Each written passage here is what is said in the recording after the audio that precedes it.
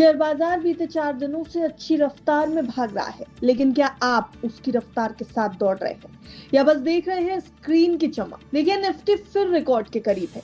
निवेशकों की संपत्ति में 2,60,000 करोड़ रुपए का उछाल है, लेकिन असली सवाल यह है कि ये रैली यहां से अब कहां जाएगी। आगे 9 जुलाई का ट्रम्प टैरिफ का टाइम बॉम्ब और साथ ही भारतीय बाजार में 7 नए आईपीओ की दस्तक। इस वीडियो में हम इन सभी ट्रिगर्स के बारे में बात करेंगे, क्योंकि आने वाले हफ्ते में ये ट्रिगर्स भारतीय बाजार की दशा और दिशा तय करने के लिए काफी अहम होंगे। इसलिए वीडियो के अंत तक हमारे साथ जरूर बने रहिएगा। देखते हैं कि एक्सपर्ट्स आने वाले हफ्ते के लिए शेयर बाजार में क्या कुछ प्रिडिक्ट कर रहे हैं। लेकिन उससे पहले एक नजर डाल लीजिए बीते हफ्ते के इन आंकड़ों पर, जहां पर निफ्टी बीते हफ्ते लगभग 2% से ज्यादा की तेजी के साथ 25,637 अंकों पर क्लोजिंग देकर के गया है। निफ्टी बैंक की चाल भी बेहतरीन रही और यहां भी 2.25% की तेजी देखने को मिली। निफ्टी बैंक ने 57,443 अंकों के आसपास बीते हफ्ते क्लोजिंग दी है।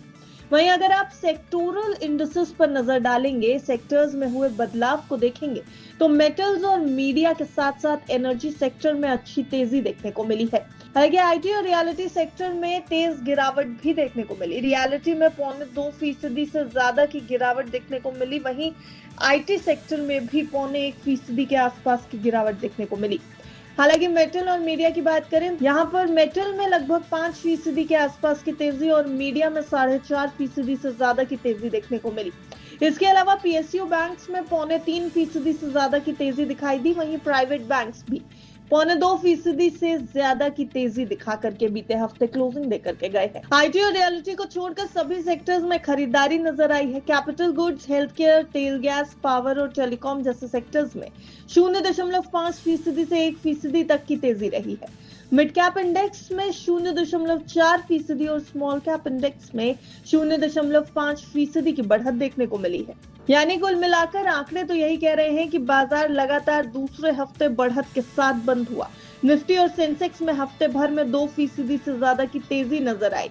निफ्टी बैंक रिकॉर्ड ऊंचाई पर नजर आया और स्मॉल कैप इंडेक्स में 4% से ज्यादा का उछाल दिखाई दिया। लेकिन ये सब कुछ बीते हफ्ते हो चुका है। अब आने वाले हफ्ते में शेयर मार्केट के लिए कुछ बड़े ट्रिगर्स हैं। 30 जून से शुरू हो रहे हफ्ते में कुछ बड़े इवेंट्स हैं जो भारतीय बाजार के लिए काफी अहम माने जा रहे हैं। 30 जून को मई का आईआईपी का आंकड़ा आना है और आरबीआई की monetary and credit information review भी 30 जून को ही आएगा। इसके साथ ही एफओएमसी मेंबर बोस्टक की स्पीच भी होनी है। वहीं 1 जुलाई को फेड चेयरमैन पावेल की स्पीच आनी है और भारत के जून ऑटो बिक्री के आंकड़े आने वाले हैं।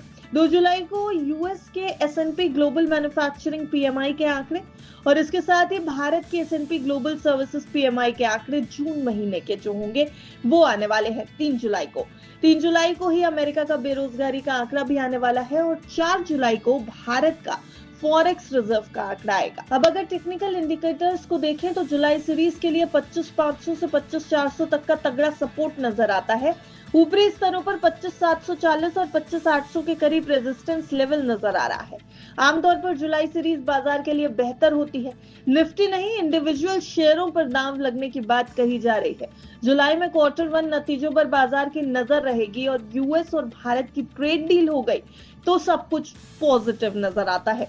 9 जुलाई को ट्रम्प टैरिफ की डेडलाइन है और बाजार अगले हफ्ते ही इस पूरे आकलन के बेसिस पर डिस्काउंट करने की कोशिश भी कर सकता है।